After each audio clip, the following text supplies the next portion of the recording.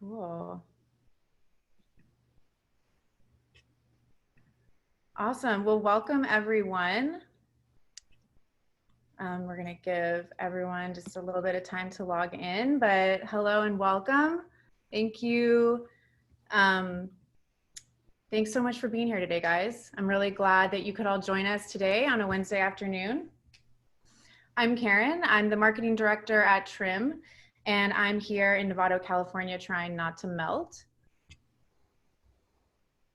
And like I said, we'll get started in just a minute, but we're thrilled to be here and with an awesome group of guests, just an incredible group of people who I'm super excited to hear from. And I know I'm gonna learn a lot. And actually, you know what I'm getting? We're just missing one panelist, Steve from Confident Cannabis, and he is calling me right now. So I'm going to just make sure that he's able to access the webinar.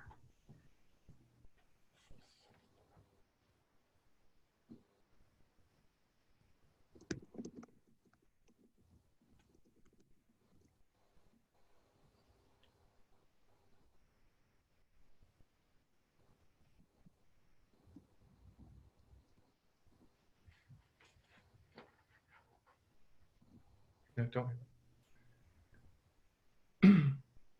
Hey guys, sorry, just want to make sure Steve can join as a panelist.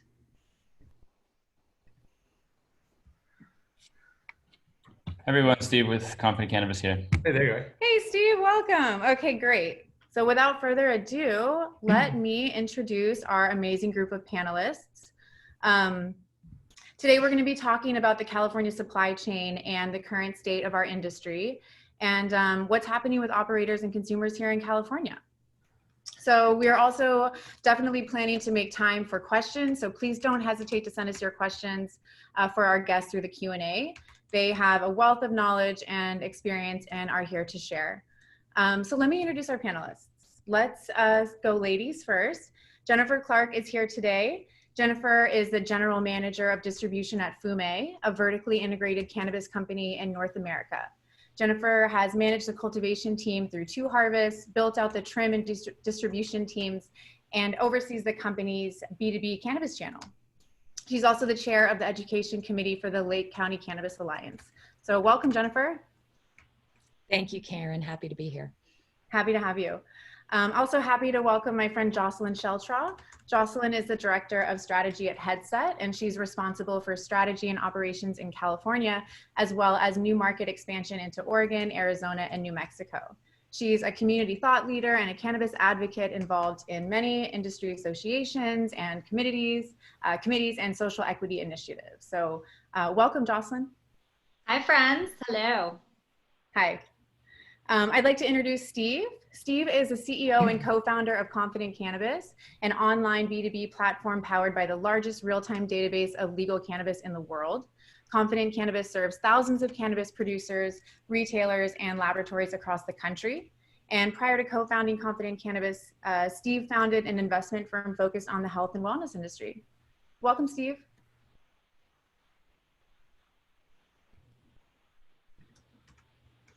All right, and we have Blaine Hattab. Blaine's the CEO of Distru, a platform built to streamline cannabis distribution and manufacturing.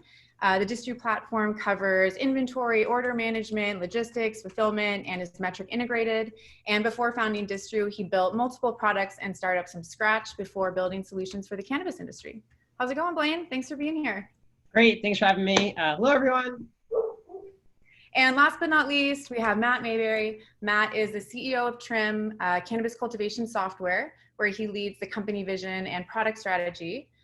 Prior to founding Trim, he was a director of product management at SunPower, a leading US solar manufacturer where he designed and launched market disrupting products. He's also my co-founder and husband, so welcome, Matt. How's it going? Pretty good. Thank you all so much for being here today. We wanted to create a forum for this discussion about what's happening with the California cannabis industry. It's an industry that we love very much, and as we're all a part of the industry, either as operators or as ancillary service providers, I think everyone here is going to bring a unique perspective and represent different parts of the industry, and it's going to be just super interesting to hear your perspectives. And obviously, the elephant in the room, we're all living under the shadow of coronavirus right now. And although we're extremely fortunate to be designated an essential industry, we are still seeing shifts in the way people are operating and in consumer behavior. So let's dig in. I'd love to hear from all of you, our amazing panelists, just what you guys are seeing in the market right now. How are operations being most affected from cultivation, distribution, retail, all that good stuff. So Jennifer, would you mind kicking off the discussion today? Not at all, happy to. So obviously the impact has been for everyone, right? Whether it's our employees, the staff, consumers, you just see the impact everywhere with the coronavirus, but specifically for our industry. And I'll touch on three parts: retail, cultivation, and distribution. Across the board, we've had staff members in all three entities who have had to stay home, whether it's because they have, compromised immunities or a family member. And so, the trick of how can we still use them from home so that they're, still earning a salary and have a way to pay their bills. Figuring out that nuance has been interesting, but really good and viable. And we have been really fortunate. No one's tested positive, right? So it has been all negative tests for the staff members, but everyone's cautious and has to be cautious. So doing some workarounds there.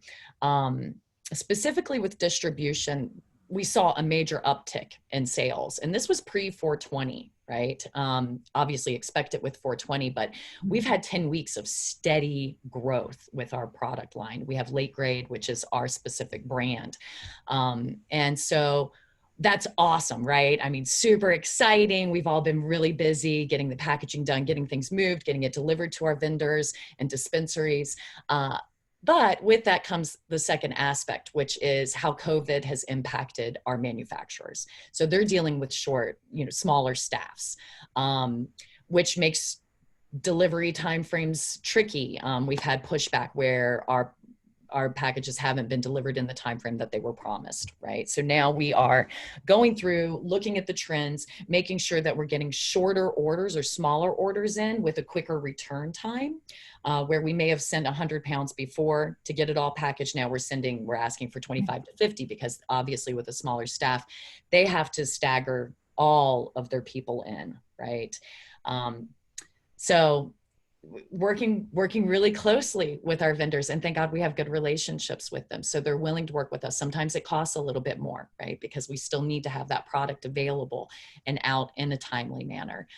So just keeping lines of communication really open and working with them and seeing, and that's the other piece really. It's like when you know your partners and you can find out from them what is the issue. Is it just a transportation issue? Because we can take care of that. We have a transportation license. We'll come and pick it up. Don't worry about getting us a van, right?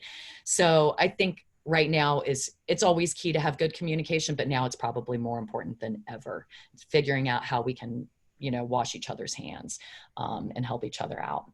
For the cultivation side, things have gone pretty seamlessly. I mean, our farm crew really talks to the plants more than they talk to other people. So they've stayed healthy. The plants are really healthy and thriving. We have an incredible season. We're seeing growth faster than we did in the last 2 years with our garden. So where our girls were last year this time, they're taller, they're bigger, there's more buds, there's more branches. It's super exciting. Everything popped early. We aren't experiencing, there's the pests and different things, mold, mildews. We're not experiencing any of that. So things are really, really nice with the cultivation end. With retail, we do operate 2 ease depots. So we have one in Cotati, then we have one out of Clear Lake, and we service all the way from Sonoma to Napa to Northern Sacramento to Marin, where you guys are. So, making sure that everyone has the proper equipment. Do they have their gloves, their hand sanitizers, masks on? What is the client who we're delivering to comfortable with? Used to be that our drivers would get out of the car, hand deliver it. Now it may be, leave it on my doorstep, right? They come out, they still have to scan their license, but again, communication. So we're communicating closely with our customers to see what they're comfortable with as far as social distancing. And knock on wood, things have gone very smoothly in that arena as well. So I think, while lots of really good things as far as increased demand. The piece of getting the production out there has been the trickiest, and making sure that we have the product to supply for the demand. And really working closely with our vendors has been a lifesaver for us. I think that's what I've got for it. Yeah, no, that was awesome. That was super insightful. And I completely agree with you. You know, it all kind of, everything comes down to relationships and communication, like having great communication methods and tools and working with people and helping each other out. That's what's going to help us go far in this industry. And yeah, you know, we work with a lot of cultivators, and we've heard similar things, that things are just kind of cruising along, you know, and the demand is there and the consumer desire is there. So yeah, thanks for sharing that, Jennifer. Who wants to jump in next? I mean, I can like piggyback off of that. So, I mean, I think it just comes down to like where you're at. Like, I like how she said like cultivation is less affected. Definitely what I've seen matches up with that. Cultivators are just growing cannabis, and it's easier to stay isolated. I think the biggest thing I'm noticing is on the distribution side, that it's very binary with how it's affected some people. Some people are having huge upticks in sales because they're able to like deliver in a shorter window and deal with like maybe surge increased demand. So some of the bigger distributors I think are benefiting from this more than the smaller ones. And some people are just literally shutting down operations. I know at least 6 people that have just temporarily shut down operations. So I'm super interested to see how that affects things down the road, because I think some relationships are getting changed up while that's happening. Yeah. Just to add to that, it's been, I mean, if we look at kind of the top line retail sales numbers, I'm sure Jocelyn at Headset can talk a lot about that. We look at those reports all the time. They're really awesome. Keep it up. And you know, California is flat to slightly up as far as retail sales go. And, but that's kind of hiding a bigger trend, which is all these relationships are kind of reshaped now, right? So whereas before some of the high foot traffic area stores were selling a lot and they were buying a lot, and now they're not selling anything, right? Because people aren't shopping there. And then, you know, smaller delivery companies or places or stores that are located in residential areas are now suddenly selling a lot more than they used to. So they need to find new vendor relationships and stock up differently. So purchasing patterns have changed as far as who they're buying from. And then also the product assortment that they're looking for is changing. You know, smokable flowers are declining and edibles are up. And you know that makes sense if you're going to be consuming indoors at home. So that just means that, you know, an edibles company is doing really well, but perhaps like a pre-rolls only company is not doing as well. This is probably going to change in the next few months, but that's kind of what we're seeing now. So what that kind of means is that everybody's creating these brand new business relationships, or many brand new business relationships that they didn't have before. And it's just causing a lot of headache with, you know, fulfillment and distribution and logistics and things like that. Not to mention, you know, all of the, you know, safety concerns with new protocols and, you know, wearing gloves and masks and all those kinds of things. So it's a really interesting time in California's cannabis industry. I think a lot of, you know, new relationships are coming out of it, which is always a good thing. But unfortunately, some good players are really suffering. Yeah, and I can elaborate on Steve's point about like customer preference changing. I mean, we are certainly seeing that in the data. It makes sense, right, with pre-rolls and stuff like that. But I think what's really interesting and kind of a testament as to why you really want to like really dig deep with the data, because it's not all pre-rolls. Like there's the dog walkers, small pre-rolls, those are actually less affected. And now we're starting to see some pre-roll companies pivot from doing a 1 gram pre-roll to the smaller sizes because they know people are only going to consume it themselves. So that's where, if you're a product manufacturer, you can kind of dig deeper into because also price points, like value driven brands obviously are becoming much more popular right now because it's much more affordable. But when we started looking at the data at premium brands actually weren't that affected. So consumers who are still interested in buying that top shelf flower are still going to be buying that top shelf flower. So it's a specific group that's most affected. And that's why it's like really interesting when you start digging deep into the data. Also with edibles, it's like there's specific categories of edibles or segments of edibles that start to become most popular during these times. So, you know, certainly gummies are always popular, you know, mints and things, especially right now as we go into summer season, that are going to be more popular than, let's say, chocolates, which they're most popular during Thanksgiving, during Christmas. So we start to see some of those interesting trends. What I've been seeing, so I work across the supply chain, and I'm mostly, like, me personally, talking to retailers, talking to brands. And so, I mean, it feels like every day I'm getting a call from someone that's either pivoting their business, going out of business, or thriving. And I don't really know what the, like, common denominator is and why each of those different things are happening. Relationships, I'm sure all of that matters, and how much of your own supply chain you can control might, you know, play into that. But from the retail perspective, Los Angeles seems to be, like, really hardly hit during this time in particular. To me, it seems more so than Northern California, but I'm based up here in Northern California. I just am hearing a lot of the retailers, especially because of the illicit market down in SoCal, they're having a lot harder of a time surviving right now, you know, than some of the legal shops or the illicit shops. Interesting. Yeah. Well, I was interesting about either pivoting, you know, flourishing, or potentially struggling. And yeah, I'd love to dig into that more. And that's what's so cool about the data is it's fun to have, it's fun to analyze, and it's really cool when you can take that and take action. So whether it's like, I find that really interesting. It just makes sense about the joints, right? Like, we're not sharing joints right now. But having a little personal joint, like, that makes sense if it was cool enough to walk your dog right now, but it's too hot for that right now, at least for me. Hey, Jocelyn, have you seen anything on people buying clones or anything like that from dispensaries? Is that, do you guys have any data on whether or not home growing is actually increasing? That's a great question. I don't think we've looked into that. I'm sure. Okay, so this is an important clarification point for me. For all the data that I'm going to be speaking to and that Headsets provides, I just want to clarify how we're getting the data, because this will answer your question, Matt. So all of it comes directly from the point of sale system via our participating retailers. So everything that we're getting right now, it's all real-time data. I mean, this is why our team has been so busy. Our supply chain or our sales are certainly affected because of what's going on, but we're so busy because people are wanting to know what's happening in real time. So everything that I'm speaking to, it's adult use sales within California, and it's directly coming from the point of sale. So it's all SKU level data. So to answer your question, unless it's identified from the point of sale and it's put into the point of sale system and tracked that way, then yes, we're tracking it and we would have access to it.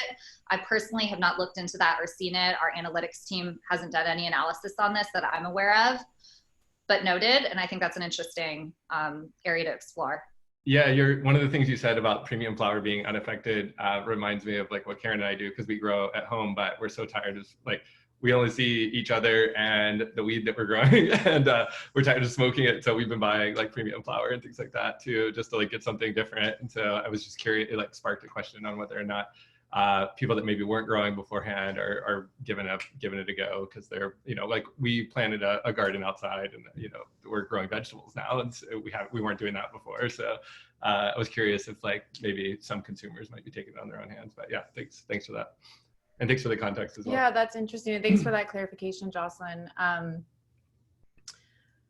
Cool. Well, let's move on. So similar to that, we've kind of touched on relationships a little bit. I know, Jennifer, you were talking about, you know, cultivation, the flowers there, but maybe the manufacturers don't have their ducks in the row to process this, or whatever it is, distributors to get the flower to consumers. You know, it's all about relationships, and it's that, you know, the handoff in the supply chain. So how are you guys seeing, like, shifts in the relationships?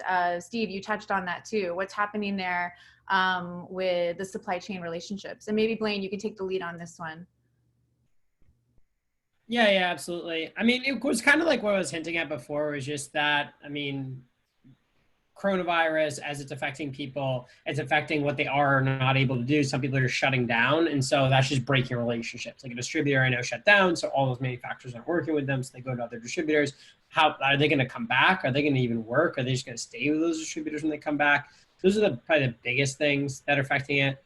But I don't want to get too coronavirus specific. There's other things that are more impactful, I would say, on the industry. Like, we're going to get through coronavirus. People still smoke weed. People are still buying weed. I think that metric in California specifically, which is where we operate, and track and trace, is having a huge effect on supply chain. It's bringing up conversations of how you label things, how you put IDs on things, how THC results, and this constant reiteration over how you're getting your products to the retailer it's just crazy. There's so many things that are constantly shifting and moving. On top of just regular regulation changes, just like tax changes, excise tax. Oh, how excise tax is tracked is changed. They change the laws all the time. So I think those are the three buckets though: regulation change, track and trace software implementations in industries, states that don't have it, and then coronavirus are the biggest factors right now.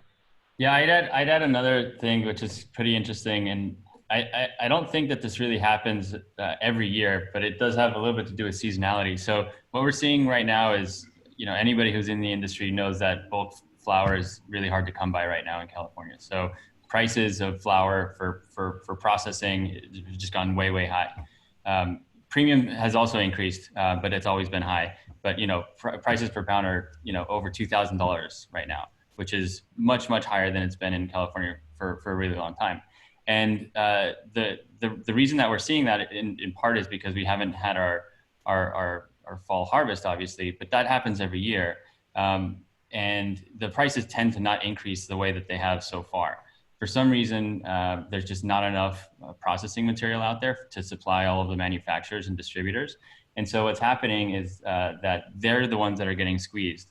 What we're seeing is that the manufactured products and the wholesalers are not passing off that price increase to the to the retailers or to the distributors, and then they're not passing it on to the consumers. Consumers aren't able to pay more for the same products right now, right? People are actually looking for deals and discounts and value buying.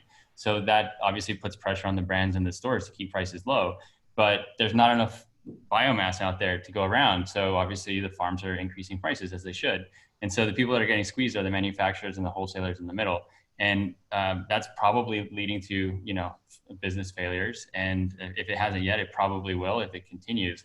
My guess is that at some point, I don't know if it's if we have to wait until October, November, until we have this new outdoor supply coming to market, or if maybe this will correct before that. But at some point, the price increase that we're seeing up the supply chain with the cultivators has to be passed on downstream to the wholesalers, to the distributors, to the retailers, and finally the consumers.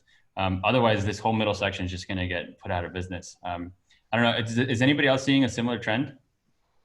Yeah, we've heard prices are going up. I've had distributors that I know call me and ask if we had any leads on like farms that might have some flower and that kind of thing. So it sounds like, yeah, absolutely. I've seen that. And the prices, for the average price that you mentioned is very interesting. But I think the wholesale price that we've seen for premium flower is even like over 3,000 in some cases. Right. So it's pretty remarkable where prices are at. And my understanding from the partners and friends that I have in manufacturing was they were already getting hit pretty hard. The price of biomass had gone down from someone who was selling biomass, right? For $120 a pound, it had gone down in some cases to $40 a pound, right? And that was where kind of the sweet spot between $40 to $75 a pound was the sweet spot for manufacturers to still make a profit off of that product, that distillate or wax or whatever, oil. And yeah, with it going up, I mean, to your point, Steve, absolutely. There's not going to be a profit margin at the end of the day for those people. And so how are they going to sustain their business? Right. And that's coupled with the fact that manufactured products are even in more demand right now. So, manufacturers are having to supply more volume, get new distribution because they have stores calling them now, more so than before. And they have to, increase output while paying higher prices. And yeah, it's just, and there's no money to be raised right now. Investors aren't investing, and obviously banks never lent to us. So yeah, it's tough. I am hearing more talk of like, kind of more stringent contracts being built out with the relationships that, say, manufacturers are creating with the cultivators so that they can lock in that price, at harvest or throughout the year. If you're going to partner with this group continuously, say they do, mixed light and they have 2-3 harvests a year, well, then they're locked in even when, because this, let's face it, whether it was traditional market, legacy market, or now our market, legal market, this was always the time that the price of bud went up, right? Because this was always when it was more in demand than there was available. Mhm. So I think that as things start to normalize with the legal market and more of these contracts are built in and people really have strong partnerships, we'll see less of that flux. But Right. it's going to be an interesting ride for this year and next year, I think. Yeah. There's always been a price increase during the summer drought, but I don't know if it's been this extreme. I mean, in California anyway. I don't know. Maybe it's normal, but I haven't seen like a 2x price increase in a few months in California for a really long time. Yeah, no, agreed. It's more severe this year. So is that because of increased demand or decreased supply? I think it's both. So there is decreased demand. Like there's relevant decreased demand. Is that cultivators not growing because of coronavirus? Decreased demand? Or is there decreased supply, sorry, because they're not actually growing the cannabis because they're like not running their operation? We haven't seen that. I mean, app usage is up. Yeah. Batch creation is the same or more than it was previously. We from the trend perspective, we have not seen decreases in cultivation, but So it's all increased demand that's driving it to 2K. Well, I think it's also an increase in costs that cultivators have to have, right? You're talking about metric and compliance and all this. That's kind of newish this year, right? And so, that's all new stuff. They've had to hire people to deal with that. They've had to buy equipment to deal with that. And that's something that didn't really happen. I think probably with metric rolled out too, the line between the traditional market and the legal market is probably a little bit brighter now, and there's probably a little bit less flow in and out of each category than there used to be. So whereas before in the legal market, if you're running low, you can figure it out, right? Whereas now it's a little tougher to do that. So the supply is fixed and it has a higher cost base. And 2019 was a cannabis recession for cannabis companies, with the Canadian stock market popping and the bubble bursting there and nobody being able to raise money and a bunch of layoffs. And we remember 2019, it actually looked like a good year comparatively. So then, you have that going into 2020 and these cultivators that are left are like, holy crap, we got to really cut costs, got to raise prices. And it seems like a natural side effect. Okay. So there's more on that. And I want to touch on something else that Jennifer talked about, which was contracts with people during the future. I've been hearing that for years that, oh my God, we're going to start doing futures and we're going to start doing these things. Like as a cultivator, are you actually seeing a real uptick in people doing year-long, 2-year-long commitments? How big are these commitments? Like, are people putting money down? I'm super curious on that. We actually, for our brands, we're launching our second brand this summer. So we have one that's currently in play. We'll be launching our second one this summer. So we can't supply all of the product we need for our own brand. So we are contracting with local growers in Lake County already. And we have 4 different farms that we've contracted with. There's 2 options. We can set a price that, they're comfortable with and lock that price in, or they can go with what the market price is within that contract, right? So come harvest time, if they want to play that risk game and go for what market price is at harvest, then we're working it that way with our contracts. But yeah, we haven't had any pushback from any of our farmers. We have really good relationships in the community too. That may be part of it. But they've been very open to partnering with us and signing contracts for us. And where's like the end game? Is it like, hey, is it like a 2-year contract? Like how long are these contracts? Year to year. Ours are annual. Okay. Yeah. Okay. Is that the common trend in the industry? I'm just curious because like that one's super different. Like, because you look at other hops and like other industries, and I looked at those contracts and they're crazy long. They're like years and years and years and years and years. So I wasn't sure like where it's gonna go in cannabis or where it's at now. I mean, so there's just a few other people, and mostly that's for extraction purposes that I've spoken with who have started the contracting with farmers and cultivators. And my understanding is that for all of them, it's annual as well. Yeah. It hasn't gotten to that level. I think it's tricky for cultivators too, to know. I mean, kind of, to Steve's point, there's constantly new fees, there's new regulations, there's new cost points. And so cultivators they've got a lot of trepidation around signing something for 5 years because they don't know where they're going to be. They don't know what's going to show up from the BCC or the CDFA tomorrow. Yeah. So I think the shorter term one is a little more appealing for cultivators. Yeah, I think that's just kind of goes hand in hand with our industry is the need to stay agile and just, be prepared for things to change. So Jennifer, I'm just going to stay with you then, since we're talking about partnerships, and it sounds like you've got some great partnerships. What insight would you share with our guests today about how to, select partnerships, how to form partnerships? Like, what do you look for? What would you say to that? I think, I'm a bit remiss that our chief of media officer really handles this closely, and he's brilliant and does a lot of this legwork. But he has shared with me some of his insights on this topic, and he has he's impeccable taste, and if you've seen our Instagram or anything, you can tell. So he has high expectations. What is the quality? What's the timing going to be? Are you going to actually be reliable for your delivery commitments? Looking at other brands and seeing where do they have their packaging done, manufacturing done, often is kind of a good place to look, so you can see what their final product looks like. Is it spot on? Does it meet all of the requirements, right? Does it have every batch number and the packaging information, on and on and on and on. So, starting there, have you seen a final product that they've actually created? And then peppering them with talks of, what is your current demand? What's your client base like? Where do we fit in that scope? Like, are we going to have priority, or are we going to be low man on the totem pole for you? Would be part of it, right? Like, we do want to have some priority, obviously. And we need it to make sure that we're fulfilling on our end and our needs. I just keep going back to, it's having that strong relationship. I know that Ian can pick up the phone and contact the head of each of our packaging and manufacturing groups, and they pick up that phone and they're in conversation, they're in communication. He sources or susses out what the obstacle is, and then we all work together to find a solution. So it's lots of that. Working together, collaboration. Yeah, totally. Yeah. And if you can get a referral from someone that's firsthand, like, that would be ideal, I think. Someone who's worked with this group before long-term and knows that they are as reliable as they're selling you on. Yeah. So reach out to your people, your mentors, and ask for advice.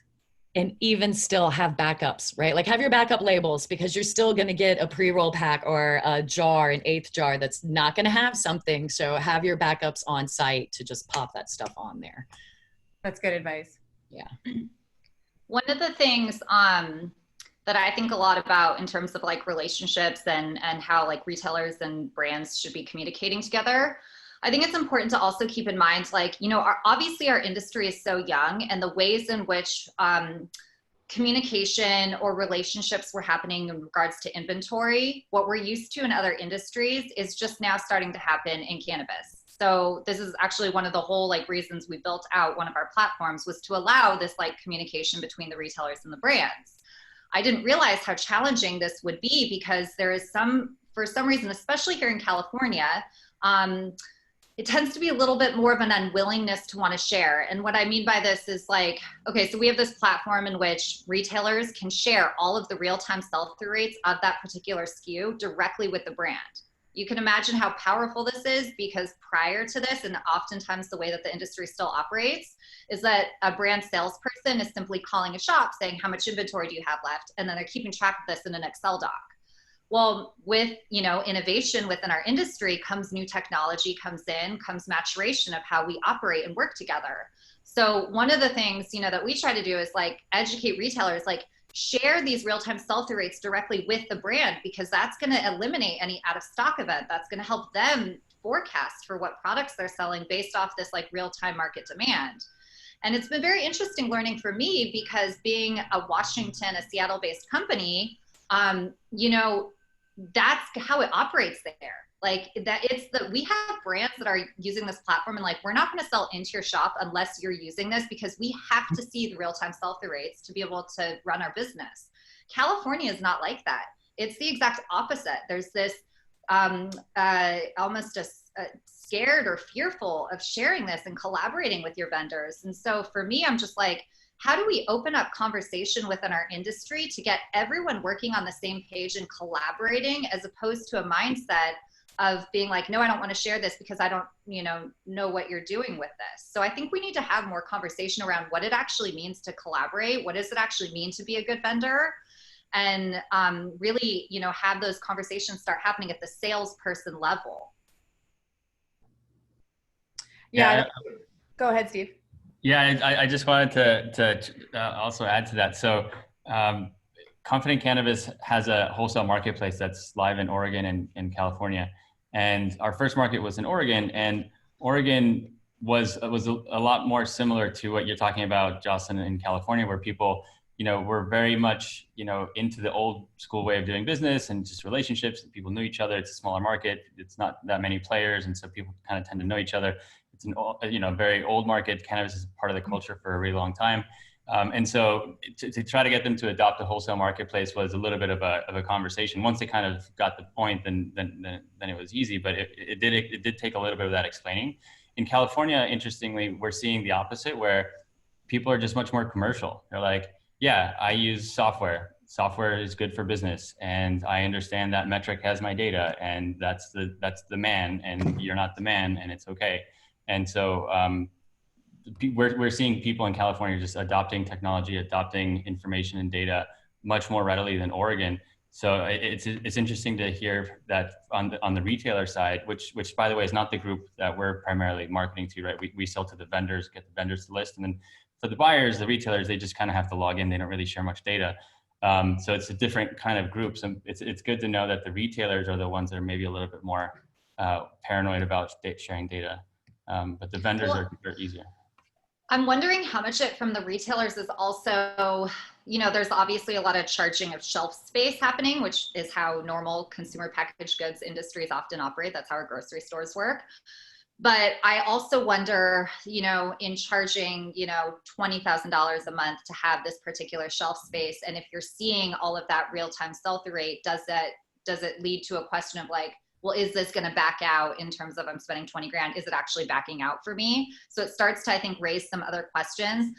That's, I've only heard that from a couple of retailers. Otherwise, I just don't fully understand the mindset behind it. And I think it's actually, I think what it is it's just unfamiliar and it's new. And so this is really about education and getting people comfortable with new technology to evolve. I think you're touching on a really important point. So like, trade spend or, vendors paying stores for shelf space, slotting fees, things like that. That's a very California thing in the cannabis industry that we've seen just in the last couple of years. But in Oregon, that doesn't really happen yet. And so it makes sense that that's driving it, because if you're a brand and you're paying a store for something, you expect them to perform, right? And you can check on them through Headset Bridge if they're performing or not. And I think that's probably true. It's probably a little bit of insecurity from the retailers saying, hey, I'm making a lot of money selling my shelf space to brands. I'm worried that I won't keep generating that revenue if I'm not showing the sell-through metrics in Headset. That's a good point. Yeah, I think it's interesting too. The idea of a brand is much different in California than in Oregon. Like in Oregon, you still get, you don't leave the store with the packaging that the brand sent. You're still right. getting, they're jarring it while you're at the store. In California, like the idea of shelf space and the idea of a brand, like it's a lot, it has a much different meaning. Like you have a much different relationship with the brand that you're buying from. And, I feel like it's a deeper relationship because you get to experience the product and it, beyond just the consumption, you get to experience like, what the brand wants you to see and that type of thing. So I think we're also in Oregon and California, and the differences we see between cultivation styles and between branding styles and all of that is really interesting to kind of see the duality between the two states that are neighbors, Yeah. Yeah, it is interesting. Cool. Well, let's shift gears a little bit. Are we recession proof? Like, as we know, we all face obstacles and challenges that are unique to the cannabis industry. We've touched on a few of them today, from track and trace, regulations, taxes, access to banking services. But here we are, this essential industry, one of the few industries that is operational and almost like just cruising like normal. So we're lucky, but does that mean that we're recession proof? What do you guys think about that? Yeah, I mean, okay, so looking at the data, so we did this analysis where we've been tracking like every week since COVID started. So March 9th, this is when in the United States, we started to become aware of COVID. It was making its way through Asia, making its way through Europe. So we knew, but it was on March 11th, I think, or the 12th, that it had then been declared a world, health issue. So immediately we saw spikes in sales, just like you would see with toilet paper, flour, dairy, all of that stuff started to happen and spike as soon as any city or as soon as the state started implementing a shelter in place order. So for us, I mean, I think, you know, Headset, myself, we would certainly agree that it's recession proof because we see those trends aligned. And also, I think it's really interesting when we look at like the growth rates. Yeah, okay, so our month over month growth rates are not growing at the same rate as which they were last year, but they're still growing. Our sales are still growing, aside from states that are heavily tourism focused states like Nevada. Nevada's been the hardest hit out of all the states because Clark County makes up 80% of all their cannabis sales, which is where Vegas is based. So that really makes sense. But when we look at all the other states that had cannabis deemed as an essential business and that had shops operational or delivery services, all of those sales have still continued to grow. We're still seeing when shelter in place orders here in San Francisco went into effect, we saw the spikes being that equivalent of what we would see on 420. And also, I think another proof point for why we're recession proof is we start to see the same sales patterns. So we see spikes in sales at the end of every single month because that's when people have more disposable income in their paychecks. So we could see that every single month looked the same. COVID, it's a completely different story. Sales are all over the place now because people can purchase different times of day more freely. But yeah, absolutely. I think it's recession proof, you know, and it's just based off of if people are buying it like they're buying toilet paper and these necessary goods like that, then that would lead me to believe that yes, it is in fact recession proof. Yeah, I would just add that overall, I agree 100%. Overall, the industry is recession proof. That doesn't necessarily mean that every cannabis business is recession proof though. So there are some businesses who are impacted more than others. You know, we were talking about the COVID impact. Like if you had a store at a high foot traffic commercial area, you were doing really well when people were actually going to that commercial area. Now nobody's going there until you're suffering. So the recession that we're going into or already in is related to COVID, but at some point people are going to start to leave their homes and do things. So, I mean, there's going to always be that premium affluent consumer that won't really have a problem spending on consumables, and they'll always go after the premium products that they like. But then there's the majority of the middle kind of segment. They're probably going to start trading down to more mass products, and we're already seeing that. We're seeing more value products sold, you know, fewer purchase occasions, but higher basket size per occasion. So they want to get bang for their buck more than even before. And, you know, people are losing their jobs. I mean, a lot of people are unemployed, and those who aren't are probably worried about that possibly happening. So everybody's kind of trying to save a little bit. And so if you're kind of in that like upper premium area, it's probably going to be tough to keep that loyal customer base unless you kind of raise prices and go to that super premium level where people aren't impacted economically. But you know, if you're one of these like mass brands, you're probably doing really, really well. But yeah, overall, the industry is doing well, and it'll continue to do well. And that's something that we need to keep saying to people outside of the industry, so they know that, especially our investor friends, so they don't get freaked out about everything that's happening. This is actually the best time to invest in cannabis, because if you think about it, this is a little bit of a tangent, sorry, but you know, we're going into an election year, right? It can't get worse as far as the election outcome, right? Because everybody was worried about Trump doing something, but he didn't really do anything against the cannabis industry. Everybody was worried about Sessions. That's a known quantity. Nothing really happened. So if it's a different president, it's only going to be a better outcome, most likely. We have a number of states that are legalizing adult use nationwide, right? This election cycle. We are coming out of a cannabis recession in 2019 where valuations are much lower. So it's a really good time from that perspective. And this is an essential industry. Like, how many other industries are you going to invest in the next 12 months that are not just, you know, high risk? So this year is the best time to be investing in the cannabis industry. And when I say investing, I don't just mean if you're a venture capitalist. I also mean if you're a company, right? Like if you're an operator, now's the time to get aggressive, to you know, build out your team, build out your facilities, maybe acquire other companies that you've been looking at for a while, because it's not going to get a better opportunity for a really long time, I think.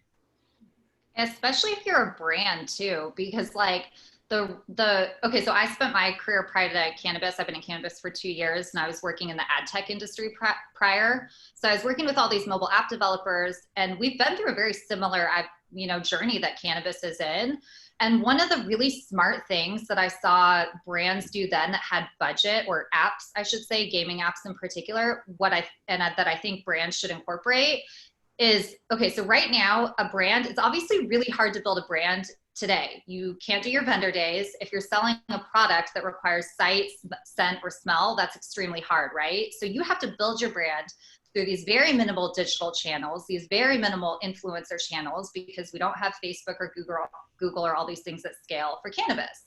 However, you know, there's a lot of inventory available to really build your brand on some of these publishers that do accept cannabis campaigns. And the rates are the cheapest they're ever going to be in the history of like our cannabis businesses.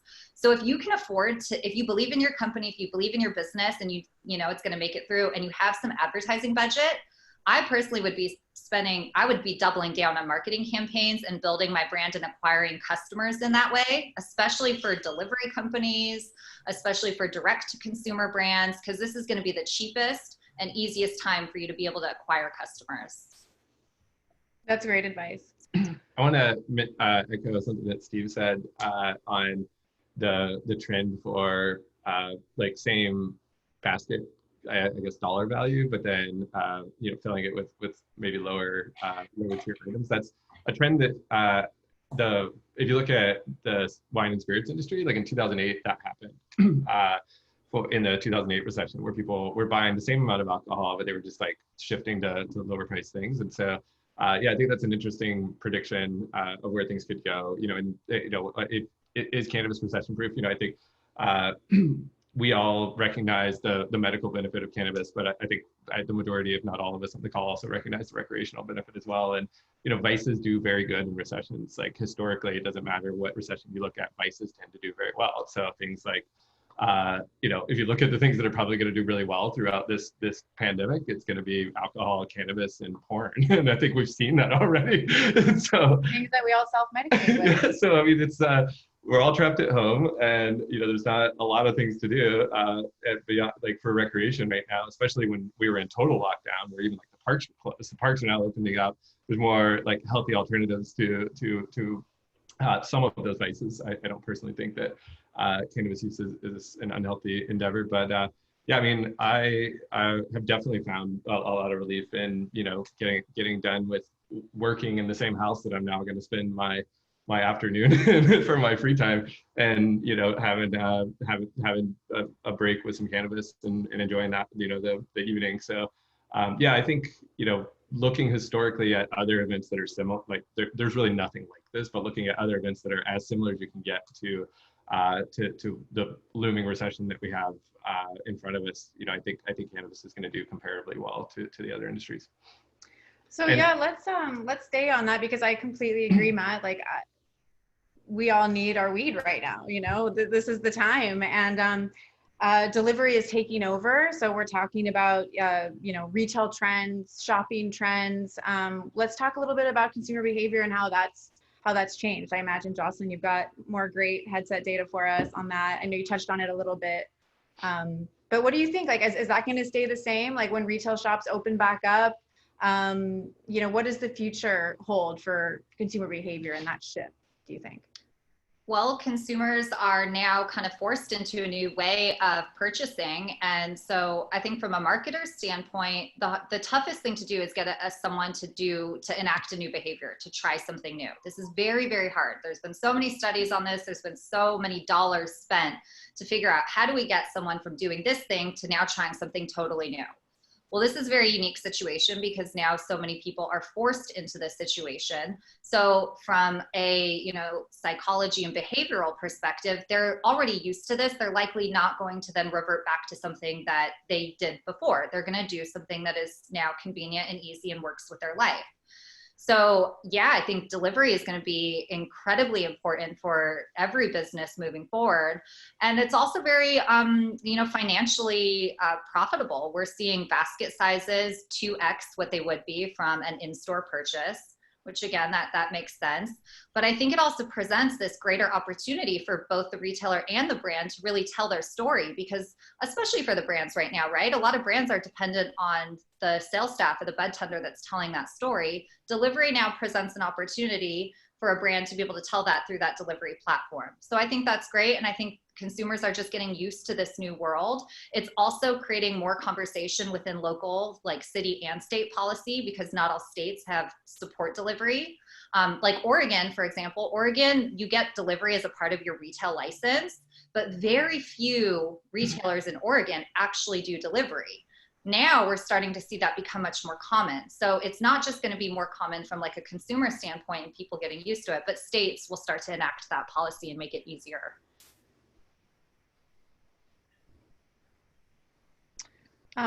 Sweet. Yeah, thanks for sharing that, Jocelyn. Does anyone else want to weigh in on that one about, you know, consumer behavior and trends, delivery, how we can all better adapt for the future? I mean, Go ahead. just one tiny thing I would add is, you know, a lot of this for the online purchasing and delivery piece, it's also making sure that the merchandise is being marketed, right? That there's a wide selection of things that are being offered up there and then continuously offered. And I mean, obviously having some difficulty with the supply chain can hamper that, but yeah, it's the one thing that I've seen that I would like to see more of is maybe more selection on these menus, right? That's it though. You go, Blaine. Yeah, well, I'm looking forward to logging into Ease and seeing the late grade brand. I'm going to get some delivered to Nevada. Ooh, good. You'll meet one of our drivers. Awesome. What were you going to say, Blaine? Oh, it's awesome. Jenner, I totally agree. I want more selection. I mean, there's some that have crazy selection though on the delivery, some that don't. Yeah, I'm just excited for the innovation. Like, and honestly, I thought it would move faster, to be honest. I was like looking up a lot of delivery groups the other day and just checking out their menus. It's crazy that you can run a delivery operation and have a menu that more people order from and not upload pictures. Like, come on, industry. Like, it just, I was trying to shake the owner and just be like, this is your one portal. like, please do this. What would you write? Like, what tips would you give? Because I know Jennifer and Jocelyn, you guys touched on this. It's not the bud tender that's advertising it. You can't, lean on aroma anymore and the beautiful trichomes and the stickiness. You can't play with it anymore. So is it just in the packaging and the description and the language that you use to describe the product, or what's the best way to market your product and your flower, your whatever it is, through this new paradigm? Yeah, I mean, the bar is low. Have a picture that represents the product you will receive. like that. Like, you're already 10x beyond the industry if you just check that box. So I would say that's step one. But I don't know. I think this is the trigger that will cause innovation, though. Like, I'm sure the online menu people like Dutchy are going crazy. Like, I'm sure they're just popping off, just going up to every retail and being like, do you have a menu? You need one. You need one. But I'm surprised though that people aren't moving faster, to be honest. I think it's because of lack of familiarity with technology, but like all my local delivery groups, they still like nothing's changing. The pictures aren't accurate. The ordering process isn't accurate. But I'm excited to see that change and see people level up there. We got to get you turned on to our delivery system, Blaine. We got one that has pictures. It's really good. Oh, cool. What is it? It's Nice Guy Delivery.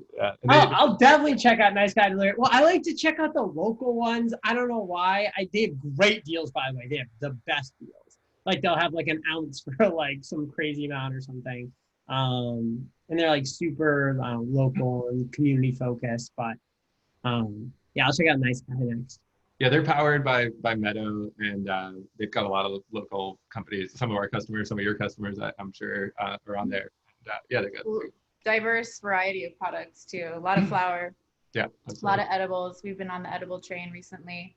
Cool. Well, this has been such an awesome discussion. I'm really grateful for you guys. Thank you so much for sharing and participating today. And just to kind of wrap everything up, like, how do we prepare for the future in cannabis? Like, I originally was thinking the post-COVID reality, but like you guys have said, we're going to get through COVID. Like, it's not all about the coronavirus. We're a little bit, worn out on that topic, but just how do we prepare for the future, and what advice would you give for people to just set themselves up for success in the cannabis industry? Yeah, I think you hear this kind of like post-COVID term used a lot, and I don't really think that's something that exists in the foreseeable, like in near-term future at least. I think we will get better at dealing with COVID. but with the way a lot of states are handling this situation, I don't see this like, there's not like a finale. We're like, now that's behind us, moving forward. It's, you know, we're just going to have to continuously deal with this. There's likely going to be an uptick in the fall. I mean, just if schools reconvene and temperatures cool down, you know, it's likely just going to be a part of, you know, this idea that we can potentially have a lot of our country be sick for a very long and sustained period of time is something I think we just need to get comfortable with, unfortunately, because the alternative is where we're at right now, and you know, you just can't shut down the world for months at a time. And I'm a huge proponent with the way that the world reacted to this. I think that we needed to do what we did, but I think, you know, in reality, the global economy is going to open up again, and we're going to see that we're going to have to figure out how to deal with this looming reality of COVID. And you know, I think in reality for cannabis, we talked about how we think we're recession proof and that type of thing. You know, the global impact that COVID has had is undeniable. You know, we've got like 20+% unemployment, and there's a lot of people looking for work.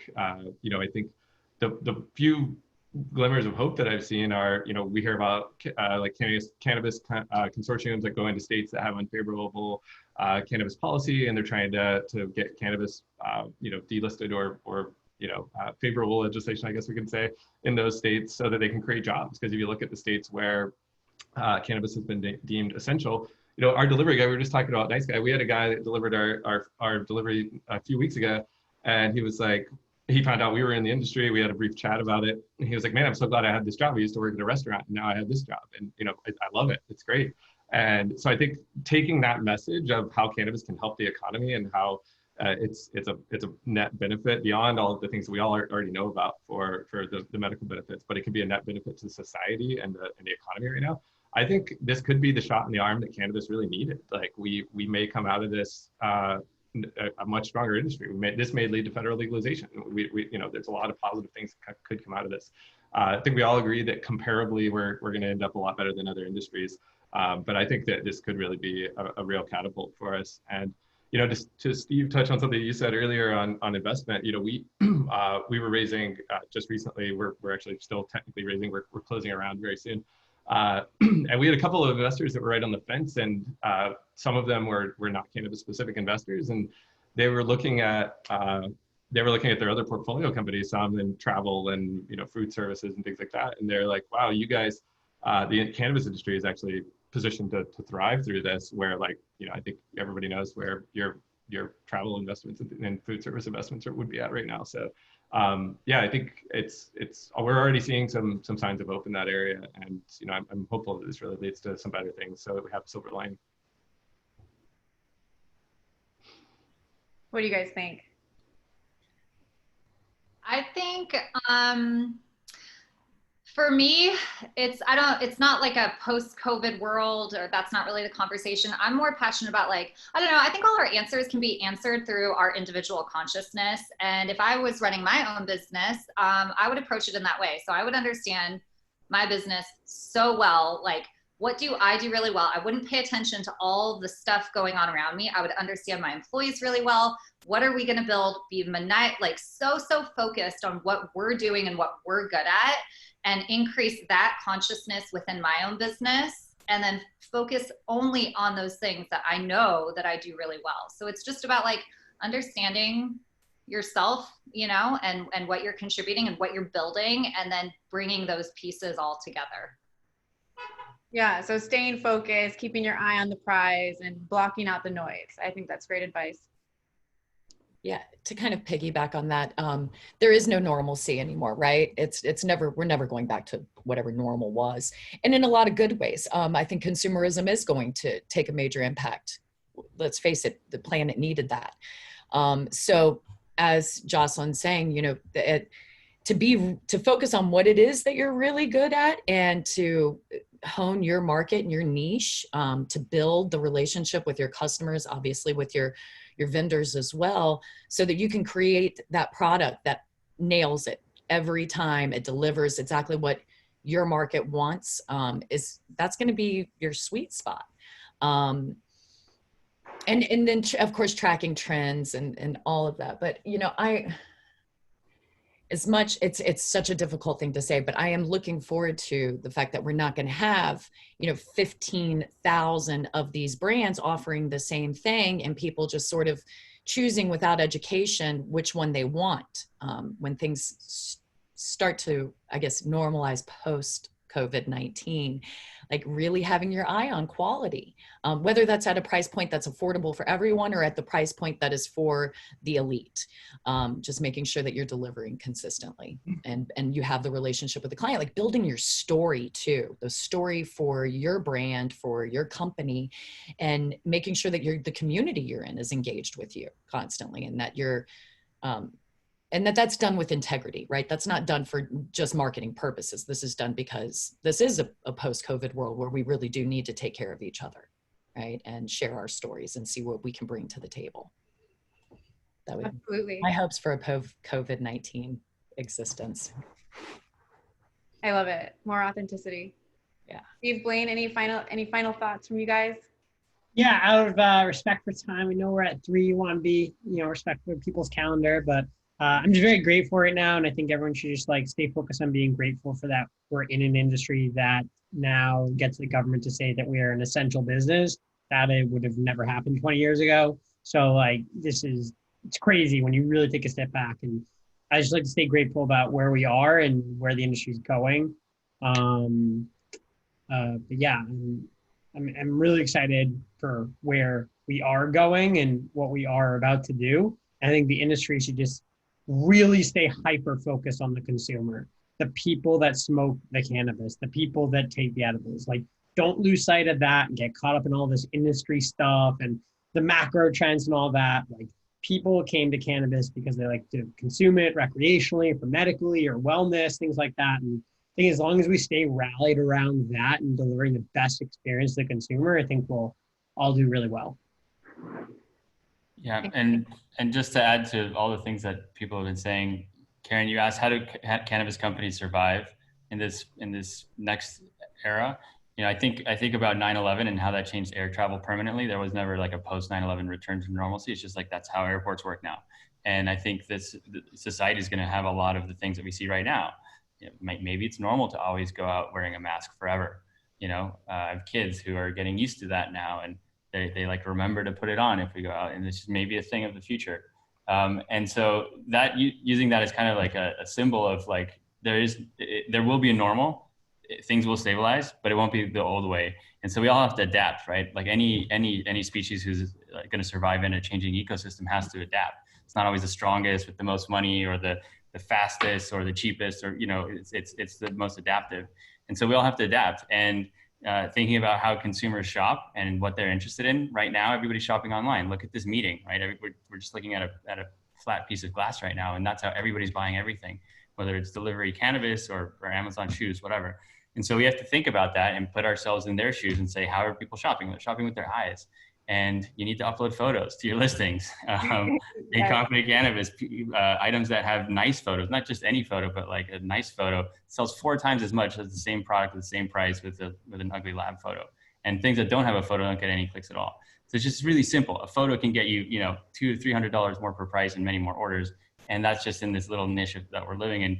And there's so many other examples like that. We just have to adapt. And if companies or people just think that it's going to go back to normal and you just do what you've always done, you're going to have a really tough time. So think about what you need to do to change and make that part of your new way of doing business. Awesome. Thanks, Steve. Thank you so much, Jocelyn, Blaine, Steve, Matt, and Jennifer. I really appreciate you guys being here today. I learned a ton and really enjoyed my hour with you all.